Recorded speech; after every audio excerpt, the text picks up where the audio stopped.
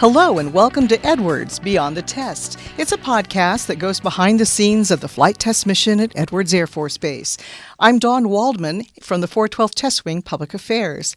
I'm happy to introduce our special guest, who is the Weapons Integration Flight Chief for the 775th Test Squadron here at Edwards. Big welcome to Miss Wendy Peterson. Thank you for having me. Happy to have you here. But wow, a Weapons Integration Flight Chief, well, that's quite a title. So can you tell us what that means? What does your flight do?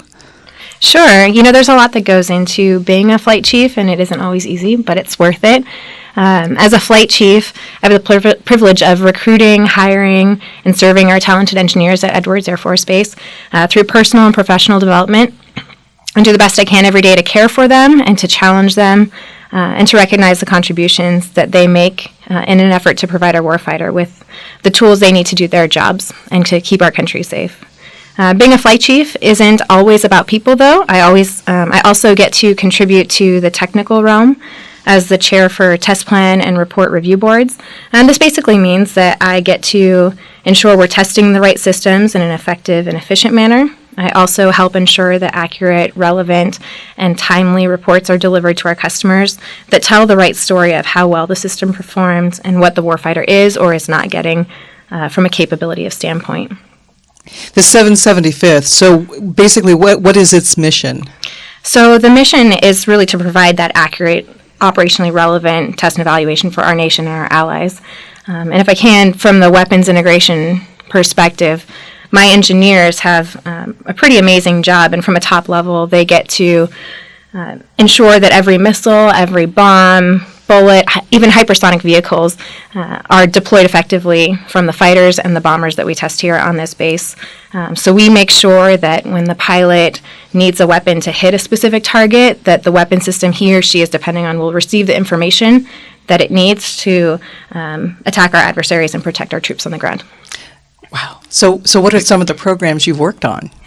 Awesome. So over the last 13 years, I've gotten the opportunity to work on the F-16, the F-15, and the B-1 bomber aircraft. And some of my most memorable experiences have been working on the B-1 bomber. And I got to work on some urgent operational need programs where our warfighter says they need something to combat a current threat and they need it right away. So we don't have a lot of time to spend 6 months or even a year doing all of the test planning, the execution and reporting. We work very hard and very long hours to get a capability out within a very short period of time, say a month or maybe a month and a half. So that program that I'm thinking of specifically was integrating the brand new targeting pod onto the B-1 bomber and the first laser-guided bomb, the laser JDAM on. So after we finished testing, within maybe a month of our last test and providing the customer with a report, we were seeing news articles about that system being used to defend our troops. And it's just really rewarding. Another memorable experience that I've had is the opportunity to work as a flight test engineer, which means that as part of the operations group and a civilian, I get to fly as an engineer in the back of F-16 aircraft. So I support test missions, proficiency missions. In fact, my very first test mission got to be on an automatic ground collision avoidance system mission. And that capability in and of itself is pretty incredible to save lives and to see it from the aircraft. Granted, I spent most of the mission trying not to get sick. But it was a really, really fun program to be a part of. And I really enjoyed the flying aspect of my job. It is rewarding to know that the work we do here supports our warfighters, but it also increases the importance of that mission. Yeah, absolutely. Well, that's fascinating. So, when we come back, we're going to talk about childhood dreams that led to an interesting career.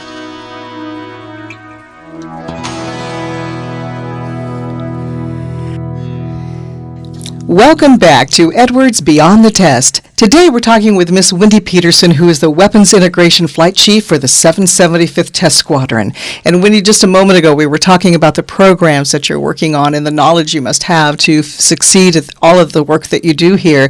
Let's talk about your education and your degrees. You're an aerospace engineer, is that correct? That's correct. I went to school at UC San Diego for my aerospace engineering bachelor's degree, and after that I came to Edwards to start working as an engineer. About 9 years after starting as an engineer here at Edwards, I went back to school through the long-term full-time program and I went to the University of Southern California. I ended up choosing a master's program in systems architecting and engineering, which differed from what I thought I would always be doing for my master's program. With my passion in aerospace, I thought for sure I would do a master's degree in aerospace engineering and just continue to deepen my knowledge. But as I worked at Edwards, I realized that I had a passion for the bigger picture and how different systems work together and how to make them more efficient and effective. And that's where I chose the systems architecting and engineering degree through USC. Well, Wendy, when did you get the bug to pursue this as your career in the first place? It's a great story. I remember being a young girl, and my father gave me a book about outer space, and I devoured that entire book. I learned everything I possibly could about the stars and the solar system, and I just found a passion in outer space. And so I knew from a young age that I wanted to be an astronaut, and it was just a matter of figuring out how to get there. And so going through high school, talking to mentors and my parents, both of which really encouraged me to go into aerospace engineering as a good path to get to being an astronaut. And I thought for a while that I would join the military and become a fighter pilot, because that was one of the most common paths to becoming an astronaut. So I went into high school knowing aerospace engineering was the degree I wanted to do. I did very well in high school so that I could get into a good college. And when I went to UC San Diego, I actually started in the Navy ROTC program. So kind of went along that path of joining the military and becoming a fighter pilot. And I quickly found out that for me personally, the military was just not the right avenue. And so I had to reevaluate how I was going to become an astronaut. And for me, that was serving the military as a civilian. That's fascinating. Then tell us then, what brought you to Edwards? Sure. So I was working for Northrop Grumman at the time, and I actually had planned to continue working for them after school. And one day on my way to class, there was a career fair on our library walk, and I saw this giant poster with an F-22, and it said Test Pilot School on it. And I instantly stopped, and I just thought to myself, do you think I could actually be a test pilot someday? And so I stopped and I talked to the recruiters there, and I asked them what Edwards was all about and what opportunities it could provide for me and how I could contribute to its mission. And they talked about test pilot school and how as a civilian you could attend and get time in military aircraft. And that was fascinating to me and took me back on that path toward flying and becoming an astronaut. Well, dreams of space and working at Edwards, we're going to talk about that in just a moment. Welcome back to Edwards Beyond the Test. Today we're talking with Miss Wendy Peterson, who is the Weapons Integration Flight Chief for the 775th Test Squadron. Wendy, we've been talking about how you came to Edwards after your internship with Northrop Grumman, but you didn't quite find your path to becoming an astronaut when you got here. So how has it all worked out for you? Well, it's funny how life throws us curveballs, and we come to a junction in our life and we feel like we have a path we know we want to go down, and there are times where we take detours in that path, and that's how I feel like, the Navy ROTC program was for me in college, and then coming to Edwards, I had planned to go to test pilot school. That was the next step towards becoming an astronaut, and I worked as an engineer, and then at a very early time in my career, I got the opportunity to be a lead for the first time, and that was something that was extremely exciting for me, but also very scary.